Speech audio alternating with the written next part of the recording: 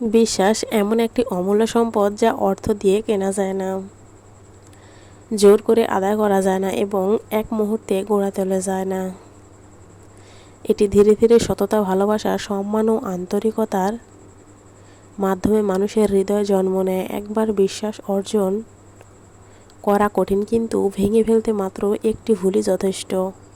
ইসলামে বিশ্বাসের মূল্য অত্যন্ত মহান। আল্লাহ তাআলা সততা, আমানতদারিতা ও সত্যবাদিতার শিক্ষা দিয়েছেন। একজন বিশ্বাসযোগ্য মানুষ শুধু মানুষের কাছেই নয়, আল্লাহর কাছেও সম্মানিত। তাই প্রতিটি কথা, প্রতিশ্রুতি ও আচরণে সত্যনিষ্ঠ থাকা একজন মুমিনের গুরুত্বপূর্ণ গুণ।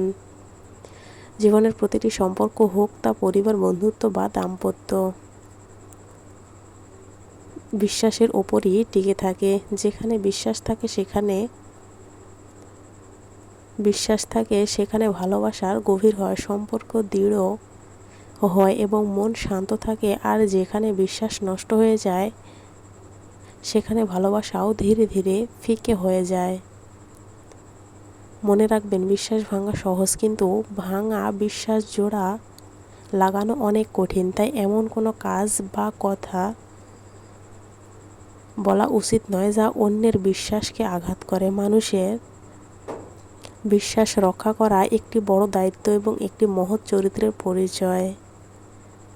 আল্লাহর ওপর বিশ্বাস একজন মুমিনের সবচেয়ে বড় শক্তি। যখন সব পথ বন্ধ মনে হয়, তখনও আল্লাহর ওপর ভরসা মানুষকে নতুন আশা ও সাহস দেয়। তিনি সর্বোত্তম পরিকল্পনাকারী। তাই ধৈর্য ও বিশ্বাস নিয়ে তার উপর নির্ভর করলে তিনি সবচেয়ে উত্তম প্রতিদান দান করে।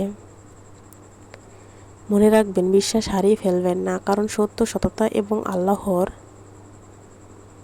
ওপর ভরসা এই তিনটি মানুষের জীবনকে সফল বা সম্মানিত ও শান্তিময় করে তোলে।